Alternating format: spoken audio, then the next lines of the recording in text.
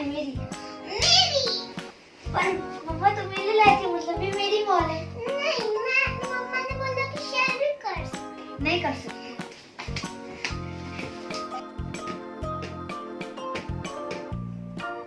देखना मैं जीतूंगा। नहीं, मैं जीतूंगी। अच्छा। ओ मैं जीत गया, मुझे पता था। नहीं, मैं जीती। बॉल तेरे ऊपर से चली गई तो मैं ही जीता ना। नहीं, मैं जीती। मैं जीता। बॉल तेरे ऊपर से चली गई तो मैं जीते, तू नहीं कैच कर पाई। चीकी गुलगुल क्या हो गया? मम्मा चीटिंग कर रहा है गेम में। अरे मम्मा मैं जीत गया तो मुझे मार रही है, उसमें मेरी क्या गलती है? मतलब जीत है। अरे मेरे पास सिर्फ एक ही हार्ट बचा है। ओ माय गॉश, ये बहुत ही हार्ड है। नहीं मैं आउट हो गया यार। अरे नहीं, कोई बात नहीं, मैं आपके प्यारे वाले हूँ, प्यार से हम जीत जाएंगे। हाँ ठीक है, अब तेरा चांस है, तू कर ले। ठीक है, मैं ट्राई करती हूँ। और मैं तेरी मदद करूँगा।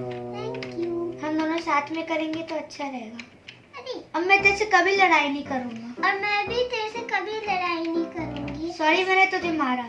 सॉरी, मैंने भी तेरे को ऐसे मारा और सब कुछ ऐसे करा। सॉरी। हाँ इट्स ओके। देखा आपने, दोनों ने एक दूसरे को कितनी आसानी से सॉरी भी कह दिया और उसके बाद कितनी सहजता के साथ दोनों एक दूसरे के साथ खेलने लगे। ये एक बार नहीं होता, ये दिन में कई बार होता है और हर बच्चे के साथ होता है जब वो पल में रूठते हैं और पल में मान जाते हैं। लेकिन उनकी खासियत ये होती है कि जब वो मानते हैं तो वो सारे गिले शिकवों को परे रखकर पूरे दिल से फिर से उस रिश्ते को निभाते हैं। लेकिन हम बड़े जो होते हैं वो गांठ बांध कर रखते हैं। हम इतनी आसानी से ना तो माफ़ी मांगते हैं, ना ही हम इतना बड़ा दिल रखते हैं कि हम किसी को माफ़ कर सकें। मैं आपको एक कहानी सुनाती हूँ। एक बार एक आश्रम में कुछ शिष्य अपने गुरु से शिक्षा ले रहे थे। शिष्यों ने आपस में बात की कि क्षमा करना बहुत अच्छा होता है, लेकिन क्षमा करना बहुत कठिन होता है। ठीक है, अगर हम मन ही मन किसी को क्षमा नहीं कर पा रहे हैं तो हर्ज ही क्या है। गुरु उन शिष्य की बातों को बहुत ध्यान से सुन रहे थे। गुरु ने शिष्य से कहा कि ठीक है, तुम यदि किसी को क्षमा नहीं कर पा रहे हो तो मैं तुम्हें एक काम बताता हूँ। तुम एक आलू लो। तुम जितने भी लोगों को क्षमा नहीं कर पा रहे हो उतने लोगों के नाम के आलू लो और एक थैली में उन सभी आलू को अपने साथ रखो। जब भी तुम यहाँ शिक्षा ग्रहण करने के लिए आओगे तो तुम्हें उस थैली को अपने साथ लेकर आना है। कहने का मतलब ये कि उस थैली को आपको हमेशा अपने साथ ही रखना है। शिष्यों ने वैसा ही किया। उन्होंने आलू लेकर अपनी थैली में डाल लिए। कुछ जो शिष्य थे उनकी आलू की संख्या ज़्यादा थी क्योंकि वे ज़्यादा लोगों को माफ़ नहीं कर पा रहे थे। कुछ शिष्य की आलू की संख्या कम थी, कुछ की थैली बहुत भारी थी, कुछ की कम भारी थी। धीरे धीरे कुछ दिन बीत गए। अब क्या हुआ कि वो जो आलू थे वो खराब होने लगे, उनमें से बदबू आने लगी और जो शिष्य थे अब उनके लिए बहुत मुश्किल हो गया उस बदबू को सहन करना और वज़न उठाकर उस थैली को रोज़ लेकर आना, लेकर जाना, पूरे समय उस बदबू को बर्दाश्त करना उनके लिए वो असहनीय हो गया। तो उन्होंने गुरुजी से जाकर पूछा कि हमें कब तक इस थैली को अपने साथ रखना होगा। तो गुरुजी ने कहा कि तुमने इससे क्या सीखा।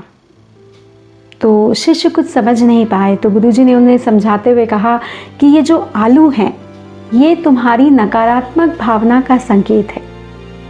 जो नकारात्मक भावना होती है वो भी कोई बोझ उठाने और कोई बदबू सहने के बराबर होती है और उस बदबू से हमारा पूरा जीवन प्रभावित होता है। और वो जो थैली है वो है हमारा मन। जो नकारात्मक भावना होती है वो हम थैली में रखकर, मन में रखकर लेकर चलते हैं। ये जो दुर्गंध आ रही है ये आलू से आ रही है। यदि थैली नहीं होगी तो क्या हम आलू उसमें एकत्रित होकर रख पाएंगे? मेरे कहने का मतलब है कि यदि मन रूपी जो हमारी थैली है उसमें हम सकारात्मक चीज़ें रखेंगे। आलू जैसी जो नेगेटिव थिंकिंग है, जो नकारात्मक भावनाएं हैं, जिनसे दुर्गंध आती है, वो आलू न रखकर हम कुछ अच्छाइयों की खुशबू वाले जो फूल हैं, जो अच्छाइयाँ हैं, पॉजिटिविटी है, सकारात्मकता है, यदि वो रखेंगे तो हमारी जो थैली है, जो हमारा जो मन है, वो हल्का भी होगा और उसमें से खुशबू भी आएगी। आपने क्या कभी गौर किया है कि जो छोटे बच्चे होते हैं, जो बहुत ज़्यादा छोटे होते हैं, उनके पास से एक बहुत ही प्यारी सी महक आती है। जैसे जैसे वो बच्चे बड़े होते हैं, वो जो महक है वो धीरे धीरे धीरे कम होने लगती है। आप जानते हैं वो महक किस चीज़ की होती है? वो महक होती है मासूमियत की। जितना बच्चा छोटा होता है उतनी ज़्यादा उसमें मासूमियत होती है, उतनी ज़्यादा उसकी महक होती है। जैसे जैसे वो बड़ा होता जाता है वो अपनी मासूमियत को खोता चला जाता है। हम जो बड़े हैं वो स्वार्थ देखते हैं, हम जो बड़े हैं वो दूसरों को माफ़ नहीं करते, हम छल कपट रखते हैं, हम अपना मतलब साधने की बात करते हैं। इसीलिए हमारे अंदर मासूमियत नहीं है, इसीलिए हमारे अंदर नकारात्मक चीज़ें ज़्यादा आ जाती हैं और इसीलिए हमारा जो जीवन है वो बहुत मुश्किल हो जाता है।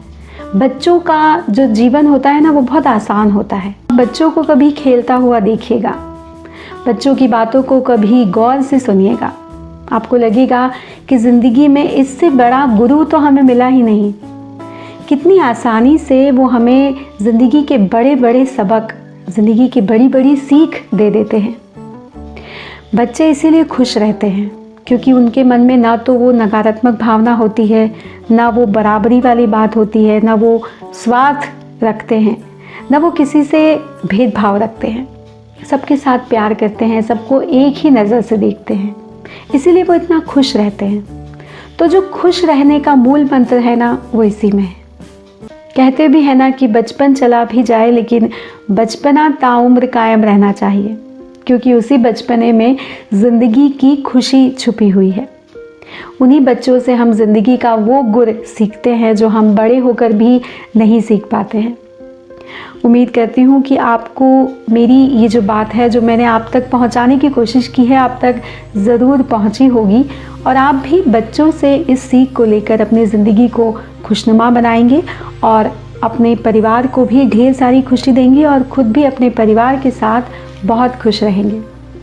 और मेरा जो अगला वीडियो है वो बहुत ही ज़्यादा खास होने वाला है, क्योंकि अगला जो वीडियो है वो कुछ स्पेशल होने वाला है। तो इसलिए यदि आपने अभी तक मेरे चैनल को सब्सक्राइब नहीं किया है तो प्लीज़ जल्दी से इसे सब्सक्राइब कर लीजिए, क्योंकि जो आने वाला वीडियो है वो बहुत ही ज़्यादा खास है। और आपके यदि कोई सुझाव है, यदि किसी विषय पर आप बात करना चाहते हैं तो प्लीज़ आप मुझे कमेंट बॉक्स में बताइएगा। तो चलिए अगले सरप्राइज़ वीडियो के साथ आपसे बहुत जल्दी फिर मुलाकात होगी। तब तक आप अपना और अपनों का ख्याल रखिए। धन्यवाद।